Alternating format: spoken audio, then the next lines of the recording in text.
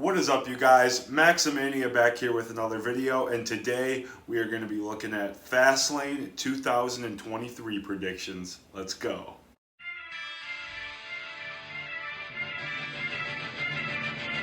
Ladies and gentlemen, please welcome from St. Paul, Minnesota, he is the World Heavyweight Champion, Matt Mania.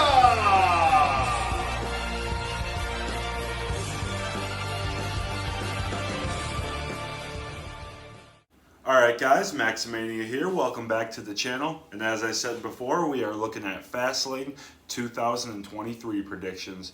So Fastlane is coming to us live from Indianapolis, Indiana this Saturday. And it's looking like it's going to be a pretty good card. You know, honestly, for Fastlane, you guys might think this show is supposed to be a Road to WrestleMania show. It's always taking place in February. But no, I think the reason now they're having it in October is because it's taking place in Indianapolis, and you know the Indy 500 is there, cars, Fastlane. You get the gist. So without further ado, let's jump into this. So the first match we're looking at is the LWO versus Bobby Lashley and the Street Profits. And with the LWO, we're going to have Rey Mysterio and Santos Escobar. And then the third man will either be Joaquin Wilde or Cruz del Toro. And now with this match, it's kind of difficult because the LWO has been really pushed a lot in 2023. They made their debut after WrestleMania 39. They've had an incredibly great year in the WWE, but then also Bobby Lashley and the Street Profits are really trying to revitalize like this Hurt Business 2.0, and I think they could really use the win. So I'm gonna go and say Bobby Lashley and the Street Profits defeat the LWO. All right, the next match we're looking at is Io Sky defending her WWE Women's Championship against Asuka and Charlotte Flair. Now, I think a lot of people are going to say what I think, and they're going to say Charlotte Flair goes on and wins another women's championship. But I'm going to take a different path here. I think I'm going to go and say Io Sky retains the WWE Women's Championship. Now that's a bold prediction, I know, because a lot of people are gonna think they're gonna have Charlotte Flair win. I think Asuka had a pretty good run with the title earlier this year, and Charlotte Flair doesn't need another women's title. So that's why I'm gonna say Io Sky retains the WWE Women's Championship. All right, the next match we're looking at is the Judgment Day, Finn Balor and Damian Priest versus Cody Rhodes and Jey Uso. Now, the storyline with Jey Uso coming over the Raw, and Cody Rhodes had something to do with that decision, and the Judgment Day was trying to recruit Jey Uso into the Judgment Day. There's been a lot of hostility between the Judgment Day and Jey Uso now that he's declined their offer to join the Judgment Day. A lot of people in the Raw locker room aren't happy that Cody Rhodes had Jey Uso come over to Raw. So there's just a lot of tension going on there.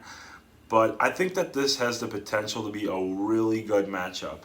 You know, we saw the Judgment Day beat Kevin Owens and Sami Zayn last month at Payback, and that was a really good match. And Cody Rhodes and Jey Uso are a very unlikely tag team, and you know, sometimes the most unlikely duos make the best tag teams.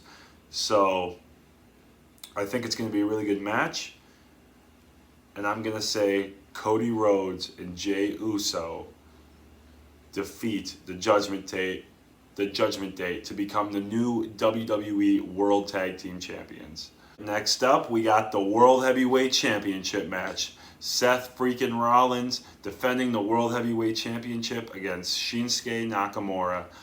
this match is a continuation of the rivalry that Shinsuke and Seth Rollins have had going back to Payback last month, and then even before that they began their rivalry. And it's really just taken a turn of Shinsuke desperate, to take Seth Rollins out, and they've been really making Seth Rollins' back injury a part of this storyline. I really don't know. I think he actually does have a back injury, but I think they're really playing it up for the sake of this storyline. But I really enjoyed this side of Shinsuke Nakamura. This heel version of him has been really good, and I'm very invested in the Seth Rollins and Nakamura storyline. And they're going to be having this last man standing match for the World Heavyweight Championship. And Seth Rollins has been a fighting champion. He's done really great.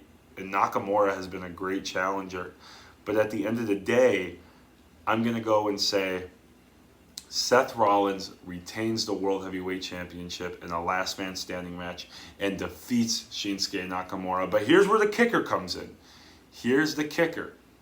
So earlier, I said that the Judgment Day was going to be defeated by Cody Rhodes and Jey Uso, right?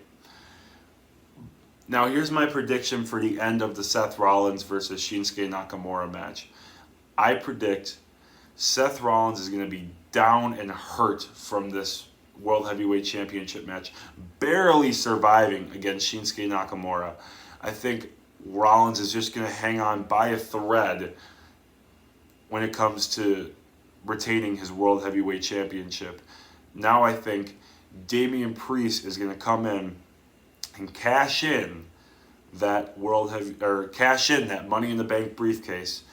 And I think Damian Priest is going to win the World Heavyweight Championship this Saturday at Fastlane. Last but not least, we have the main event, John Cena and LA Knight versus Jimmy Uso and Solo Sikoa.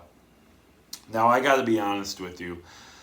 The Bloodline storyline has been dragging on for so long now. And I get it. It's a moneymaker. It's been one of the best storylines that WWE has done in years.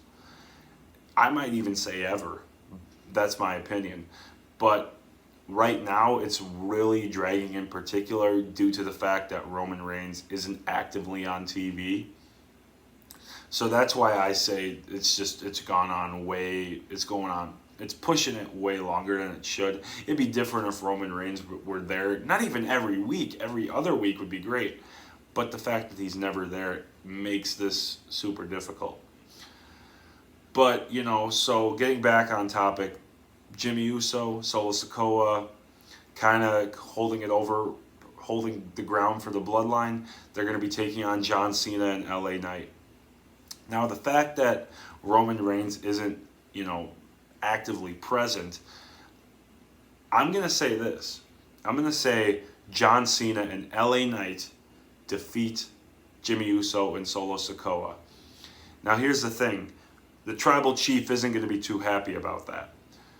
So that's why I think that this is going to lead into John Cena versus Roman Reigns for a second time at Crown Jewel. Now, we know the first time they faced off was at SummerSlam back in 2021, but I think John Cena and LA Knight are going to defeat the Bloodline, aka Jimmy Uso and Solo, and it's going to lead into more of a storyline with John Cena. Now, I know that the writer's strike is over, so John Cena could be going back to Hollywood soon, which means we won't have him on TV much longer. But I still think if John Cena and LA Knight defeat Jimmy and Solo at Fastlane, it could lead into a John Cena versus Roman Reigns match at Crown Jewel, and that will be the end of it there. But anyway, guys, that's it for my Fastlane 2023 predictions.